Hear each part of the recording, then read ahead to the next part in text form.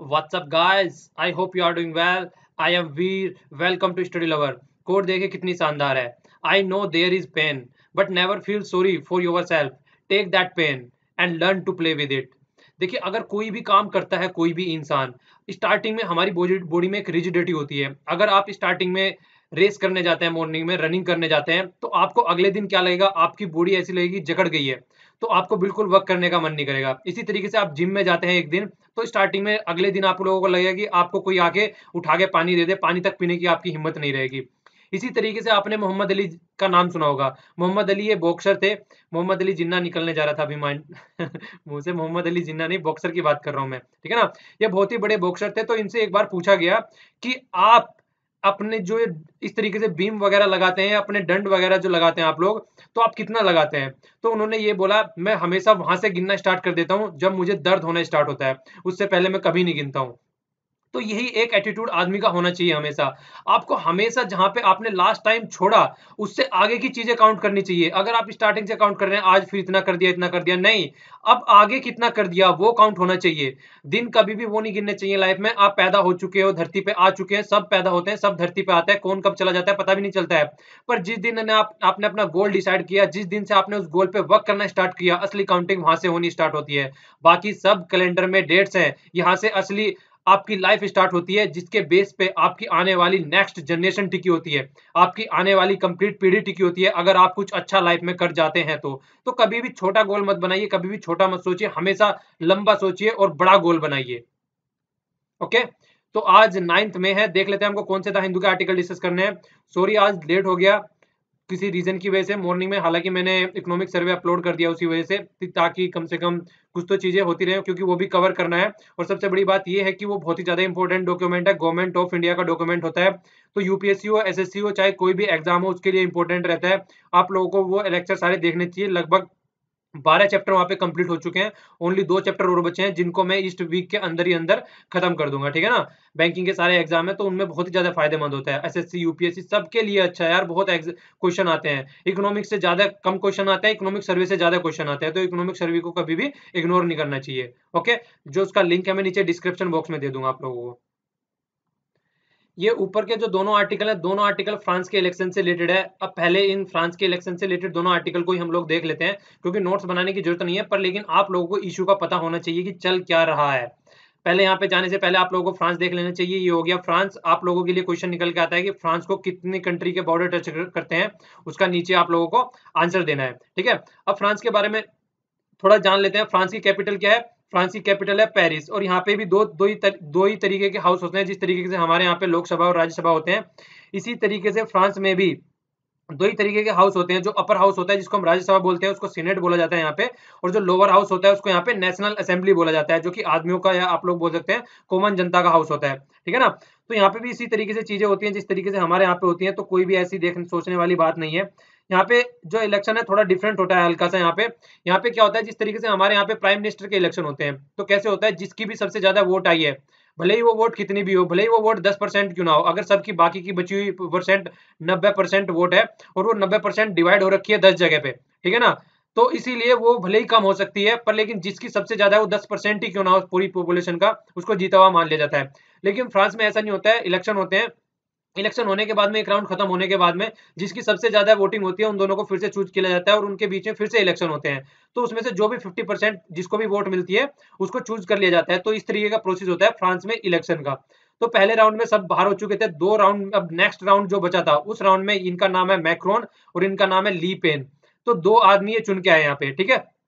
तो इन दोनों में अब इलेक्शन हो गए. अब थोड़ा सा इनके बारे में हल्का हल्का सा जान लेते हैं. इनको अगर नॉर्मल भाषा में मैं बोलूं तो ये बिल्कुल ऐसी थी जैसे ट्रंप.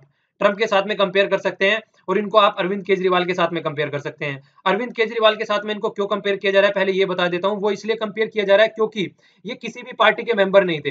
बिल्कुल अलग से इनकी पार्टी थी, अलग से सारा काम करके इन्होंने बिल्कुल सब कुछ नए तरीके से स्टार्ट किया. और ये आप लोग बोल सकते हैं एक एंटी स्टेब्लिशमेंट जीत के आए हैं. मतलब एक ऐसा स्टेब्लिशमेंट, अगर मैं आप लोगों को एग्जांपल देना चाहूं, जिस तरीके से हमारे यहाँ पे एक साइड में बीजेपी है और दूसरी साइड में कांग्रेस है.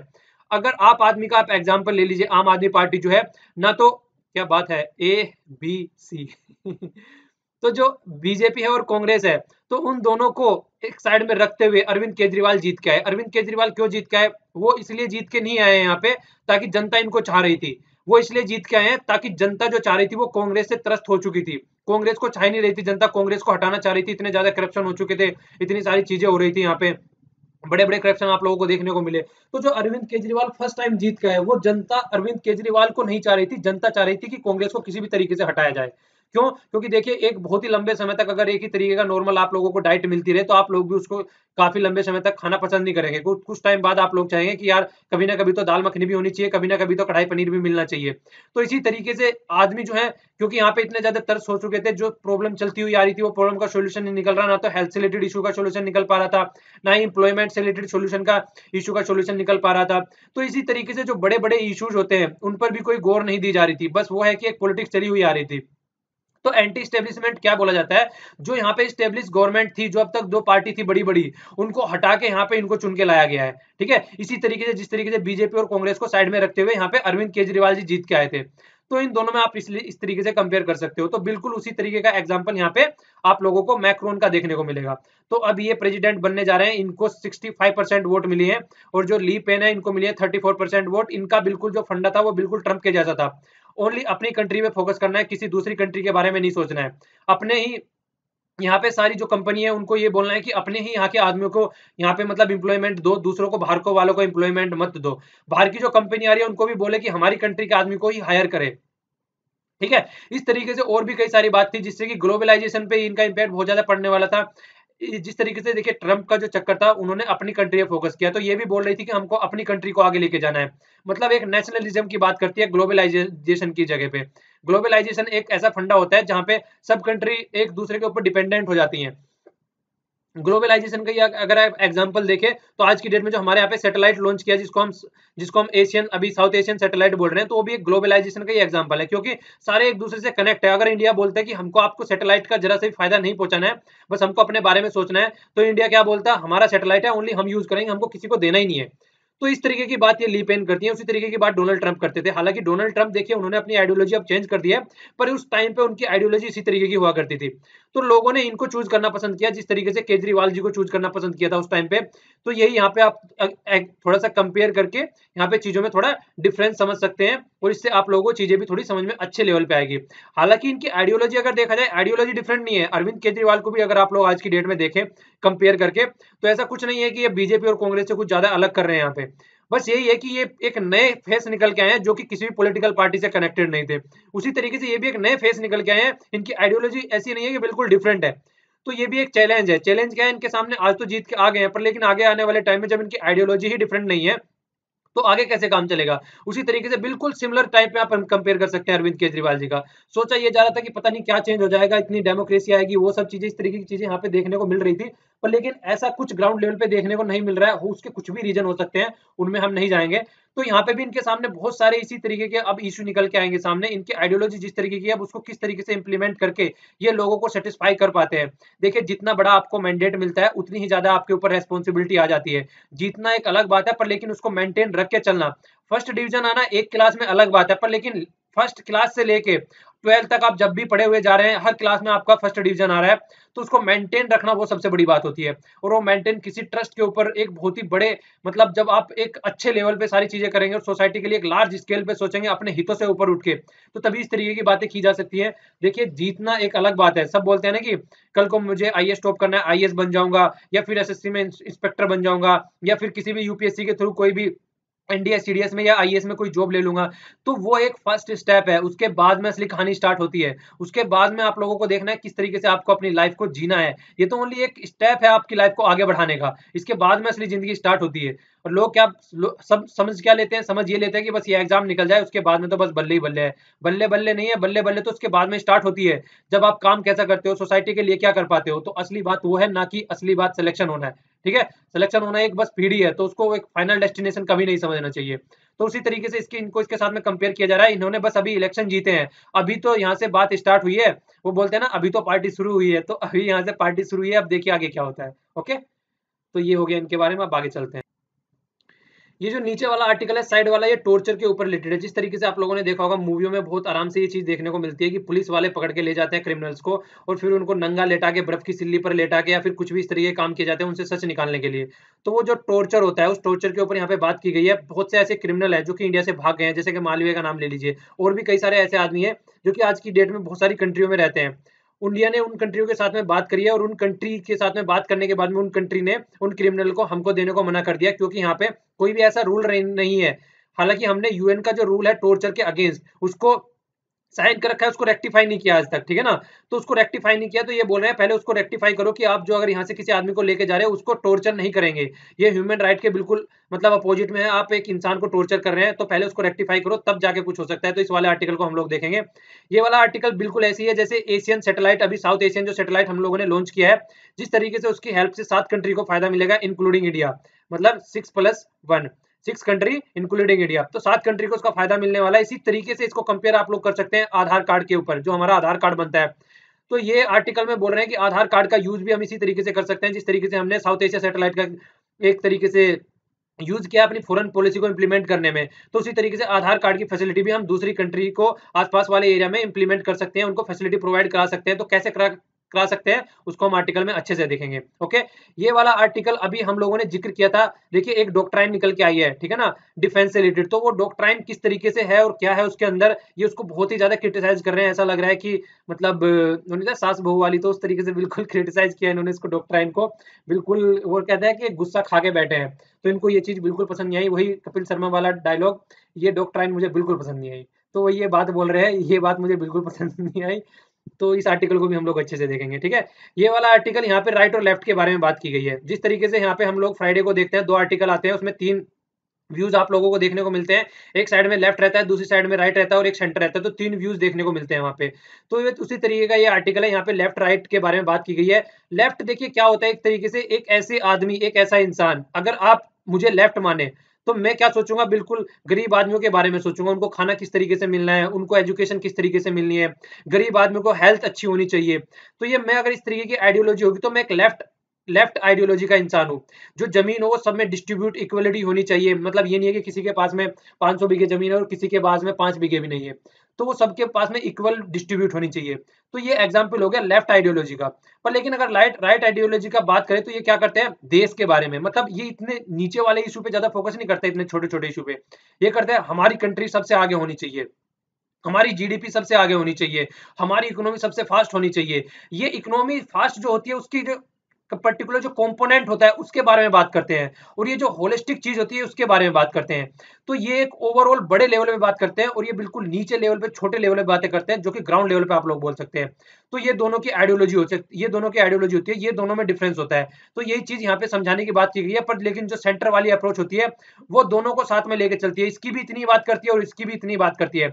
हम लोगों ने ये भी जिक्र किया था जो कि सीपीआई जो कि कम्युनिस्ट पार्टी है आज की डेट में इंडिया में, उनकी दोनों की जो आइडियोलॉजी है वो कहीं ना कहीं धुलमिल होती जा रही है। क्यों? क्योंकि अगर आप बीजेपी गवर्नमेंट को देखो तो वो गरीब के बारे में बात कर रही है और नेशनल के इंटरेस्ट के बारे में बात कर रही है।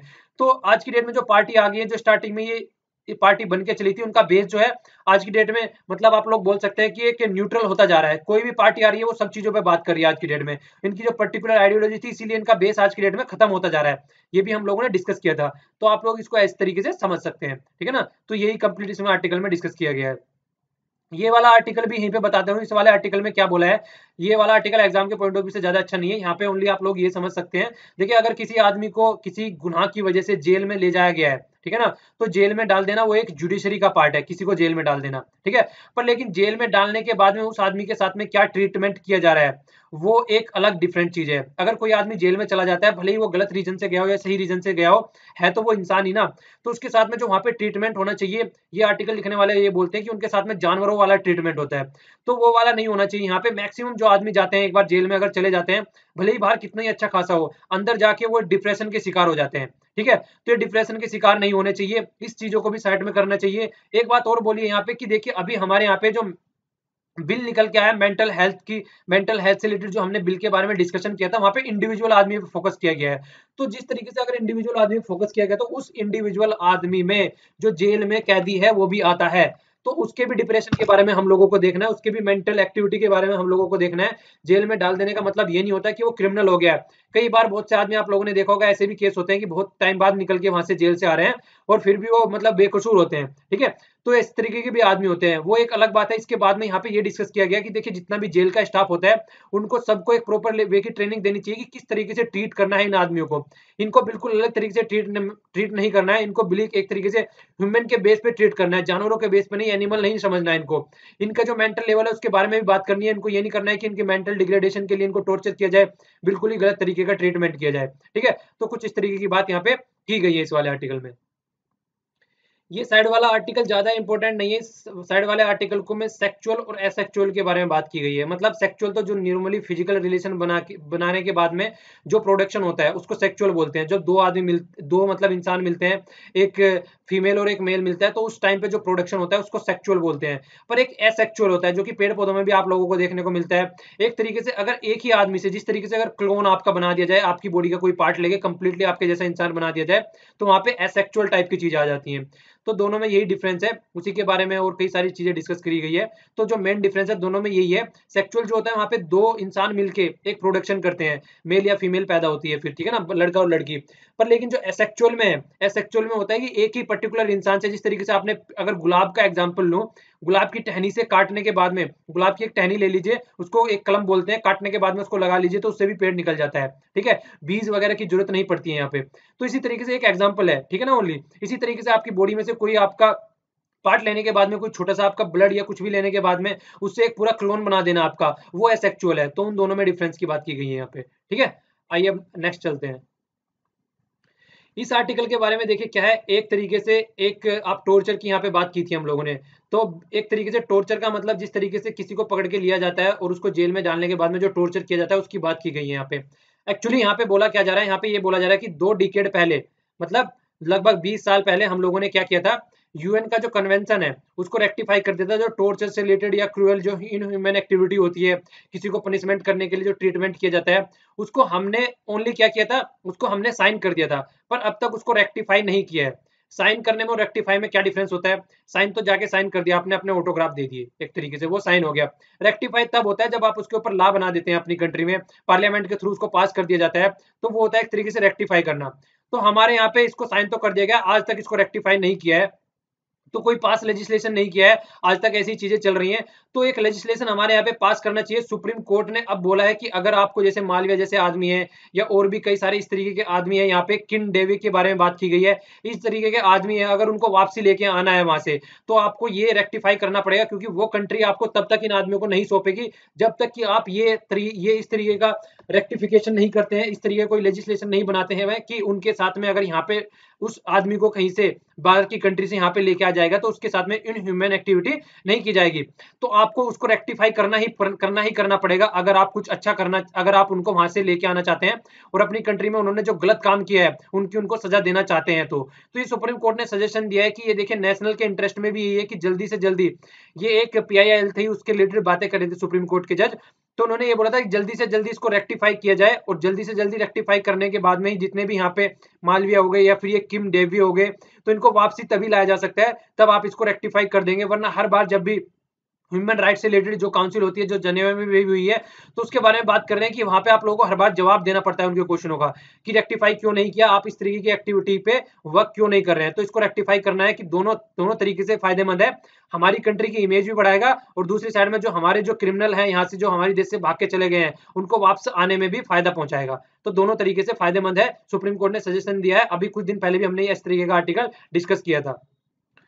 आगे क्या बोला जा रहा है, आगे ये बोला जा रहा है जिस तरीके से आज की डेट में इंटरनेशनल लेवल पे एक दूसरे के साथ में कंट्री जो है बहुत ही ज्यादा अटैच हो चुकी हैं, तो एक प्रॉपर वे का जो कोऑपरेशन बना के चलना है। अगर एक क्रिमिनल से दूसरे दूसरे देश में से क्रिमिनल को ट्रांसफर करना है तो इसको हमको रेक्टिफाई करना ही करना पड़ेगा, ठीक है ना। जो यूएन का जो कन्वेंशन है अगेंस्ट टॉर्चर, हमारी लोकसभा में भी देखिए इस तरीके का बिल लेके आया गया था, ऐसी बात नहीं है, 2010 में।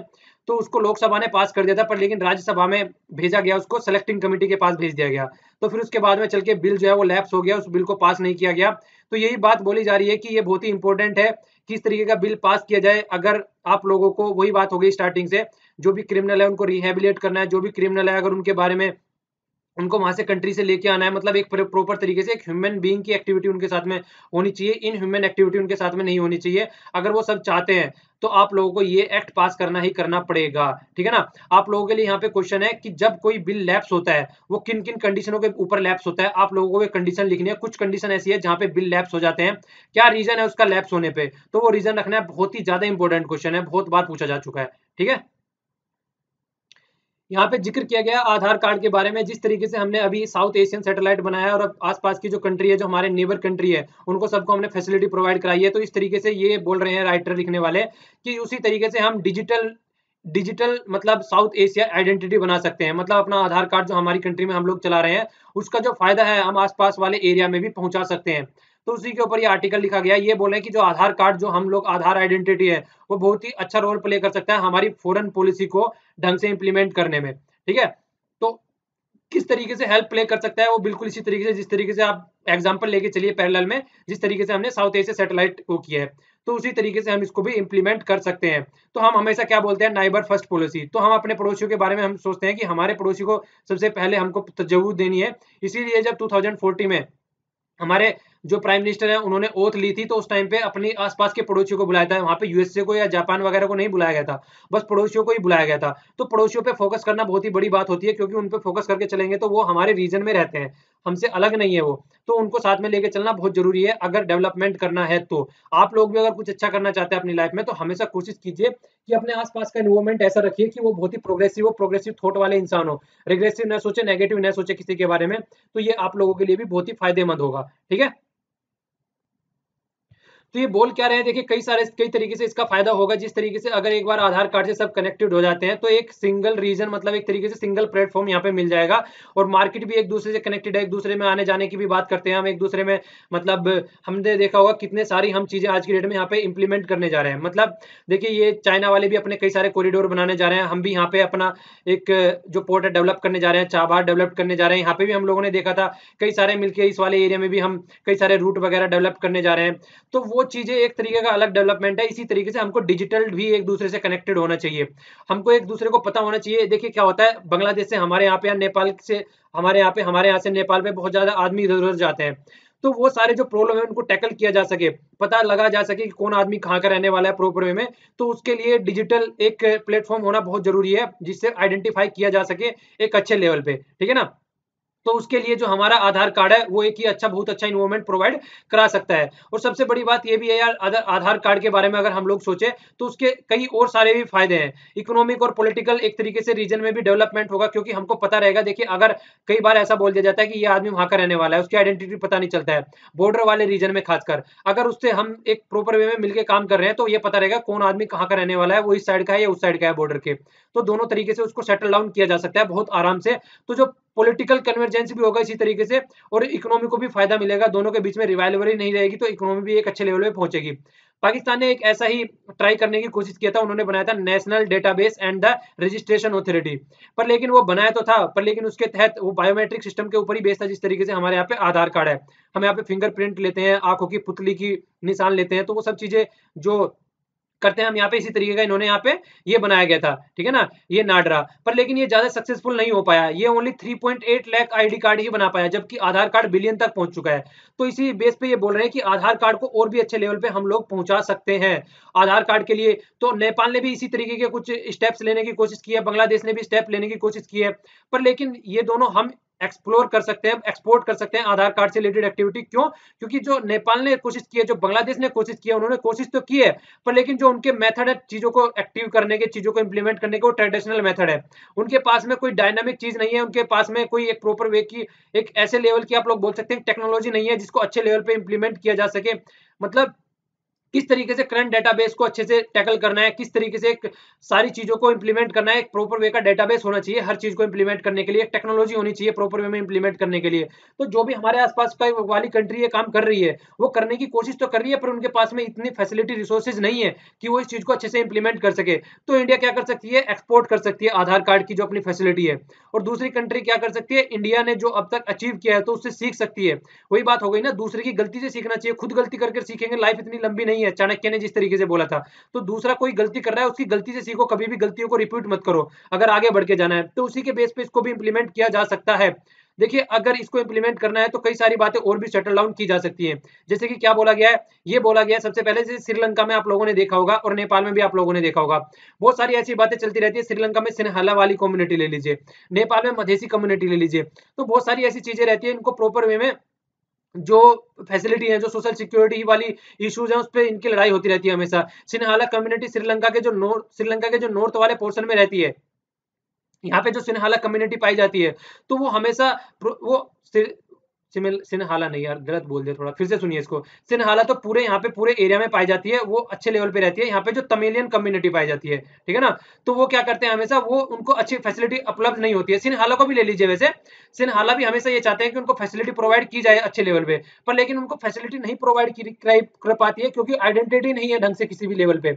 इसी तरीके से बांग्लादेश में हम लोग इधर उधर चीजें देखते रहते हैं, होती रहती है, मधेसी वाला इशू यहाँ पे चलता रहता है। तो हर जगह ऐसे इशू बने हुए हैं। अगर इंडिया चाहे तो यहाँ पे फैसिलिटी प्रोवाइड करा सकती है, उनको एक तरीके से इंटीग्रेट करा सकती है, उनको उनके लेवल पे जाके उनकी कंट्री में फैसिलिटी प्रोवाइड करा सकते हैं हम, अगर चाहे तो अच्छे लेवल पे। तो इससे हमारी फॉरेन पॉलिसी भी अच्छे लेवल पे इंप्लीमेंट हो सकती है। तो आधार कार्ड को हम इस तरीके से यूज कर सकते हैं। और भी इसके अलावा देखिए, डिजिटल अगर हम आधार कार्ड कनेक्ट कर रहे हैं, तो उससे इसका मतलब ये नहीं है कि वो एक आइडेंटिटी ही बस फायदा कर रही है। उसके बाद में आप लोगों ने देखा होगा कितने सारी चीजें उससे कनेक्ट कर दी गई है। यूपीआई वाला फंडा आप लोगों ने देखा है, भीम ऐप, उसके साथ में बहुत सारे ऐप, इवन बैंक अकाउंट। तो ये एक कई डायरेक्शन में हम इसको देख सकते हैं, ऐसा नहीं है कि बस यहीं पे देखेंगे इसको। वेट कर लेते हैं। तो इसी तरीके से हम लोगों ने डिस्कस किया था कि कई सारे एरिया में हम इसको इंप्लीमेंट कर सकते हैं, ठीक है ना। अब बांग्लादेश के बारे में जिक्र कर रहे हैं, बांग्लादेश ने भी, आप लोग बांग्लादेश के बारे में जो हमने सेकंड वीडियो में डिस्कस किया था न्यूज डिस्कशन की, तो उसमें हम लोगों ने देखा था कि यहाँ पे एक बैंक बनाया गया था, ठीक है ना, बैंकिंग सिस्टम की व्यवस्था स्टार्ट की गई थी, उनको फिर नोबेल प्राइज भी मिला था। आप लोगों को बैंकिंग सिस्टम की जो व्यवस्था स्टार्ट की गई थी, वो अभी कल परसों की वीडियो में डिस्कस किया था हम लोगों ने, और जिन्होंने स्टार्ट की थी उनका नाम भी लिखना है। तो दोनों का आंसर देना है आप लोगों को, ठीक है। तो वहाँ पे उस तरीके से आदमी को ट्रैक किया जा सकता है माइक्रो फाइनेंस में, या फिर एक तरीके से जो भी उनको फैसिलिटी प्रोवाइड करानी है बैंकिंग वगैरह की, किस पे कितना उधार गया हुआ है, उसको किस तरीके से रिटर्न लेके आना है। तो जब आइडेंटिटी रहेगी तो वो चीजें भी आराम से उसको टैकल किया जा सकता है। स्ट्रेटेजिक बेनिफिट क्या होने वाला है, बहुत सारे स्ट्रेटेजिक बेनिफिट होने वाले हैं अगर हम एक्सपोर्ट करते हैं आधार कार्ड का जो हमारा स्ट्रक्चर है उसको। सबसे बड़ा तो बेनिफिट क्या होने वाला है, सबसे बड़ा बेनिफिट अगर आप लोग देखें तो वही होने वाला है क्या, कि चाइना अगर कल को यहाँ पे आगे कुछ करने लगे, उससे पहले की चाइना आने वाले टाइम में हो सकता है नेक्स्ट डिकेड में कुछ करना स्टार्ट कर दे, उससे पहले इंडिया को उसको अपने आप को इंडिया को यहाँ पे ले आ जाना चाहिए, प्रॉपर में इंडिया को चीजें इंप्लीमेंट करनी चाहिए। वरना कल को चाइना आ गया तो सब एरिया में चाइना छा जाएगा फिर यहाँ पे। तो जो सारी फैसिलिटी है, इंडिया को बहुत ज्यादा फायदा होगा। ऐप जो डेवलप किए जाते हैं उसके फेज में भी, या फिर मैन्युफैक्चरिंग वाले फेरिया में भी। तो मतलब जिस तरीके से इतनी सारी सर्विस आप खुद देख लीजिए, अगर आज की डेट में इंटरनेट को लाइफ में से हटा दिया जाए, आइडेंटिटी को जो कनेक्ट किया जाता है उसके बेस पर आप कितने फैसिलिटी लेते हो। तो सारी फैसिलिटी यहाँ पे इनको प्रोवाइड कराई जा सकती है अगर आधार कार्ड की फैसिलिटी प्रोवाइड कराई जा रही है, तो ये सारी फैसिलिटी एक साथ में अवेलेबल हो सकती है फिर यहाँ पे।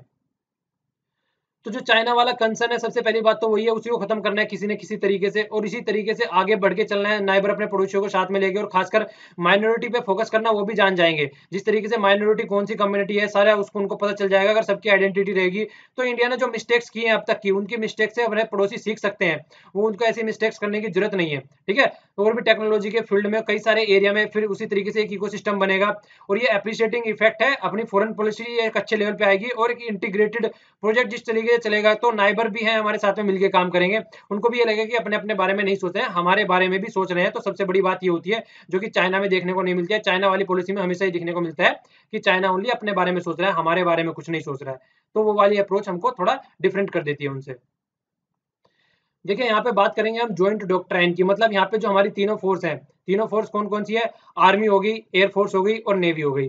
तो उस तरीके से जो हमारी तीनों फोर्स हैं उन तीनों को साथ में लेके कैसे चलना है, और सबसे ऊपर क्या बनाना है हमको, सीडीएस बनाना है, चीफ ऑफ डिफेंस स्टाफ। तो इसके बारे में बातें कर रहे हैं बहुत दिनों से, इसके बारे में तो बातें बाद में कर रहे हैं, अभी इसको भी साइड में रखा गया है, वैसे इतना फोकस नहीं किया जा रहा है। अभी जो पूरा फोकस चल रहा है वो ज्वाइंट डॉक्ट्राइन के ऊपर चल रहा है, ठीक है ना।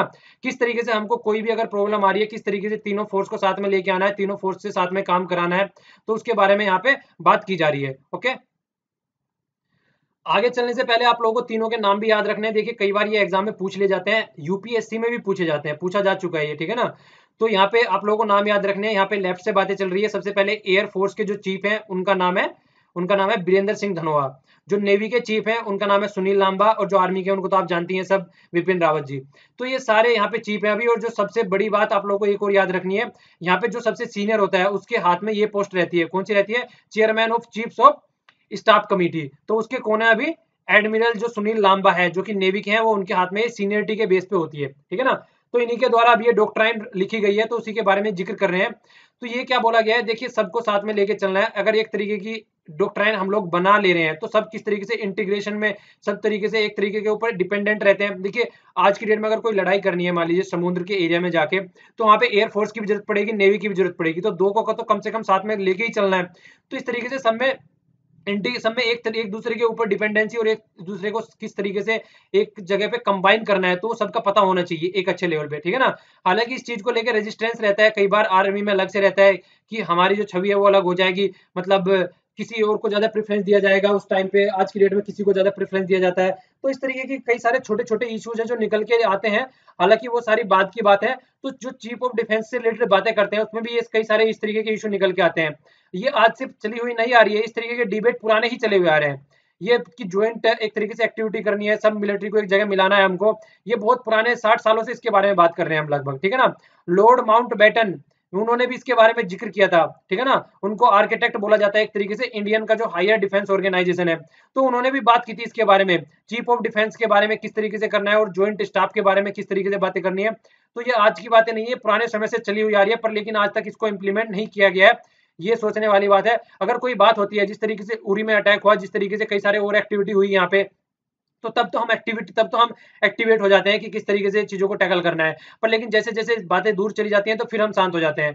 तो उसी के बारे में जिक्र कर रहे हैं कि वो सब चीजें अगर जिस तरीके से कारगिल डिफेंस, जो कारगिल में जो उस टाइम पे वार हुई थी तो डिफेंस में रिफॉर्म करने की बात चली थी, तो तब हमने सोचा था कि ये चीफ ऑफ डिफेंस स्टाफ को स्टैब्लिश करते हैं, पर लेकिन आज तक उसको स्टैब्लिश नहीं किया गया है। तो कहीं ना कहीं पॉलिटिशियन और ब्यूरोक्रेट की रिलेक्टेंसी दिखाती है, वो कहीं ना कहीं उनकी इच्छा शक्ति नहीं है इसको ढंग से इंप्लीमेंट करने में या करने में, वरना जिस दिन वो चाहेंगे उसी दिन ये सामने निकल के आ जाएगा। पर लेकिन आज तक ऐसा कुछ देखने को नहीं मिला है, तो कहीं ना कहीं लैक ऑफ पॉलिटिकल विल देखने को मिल रही है। और ज्वाइंट करने की तो बात हम लोग करते रहते हैं कि ज्वाइंट करना है, एक तरीके से ज्वाइंटनेस दिखानी है, पर यहाँ पे ज्वाइंटनेस की जो डेफिनेशन है वही इन लोगों को समझ में नहीं आ रही है।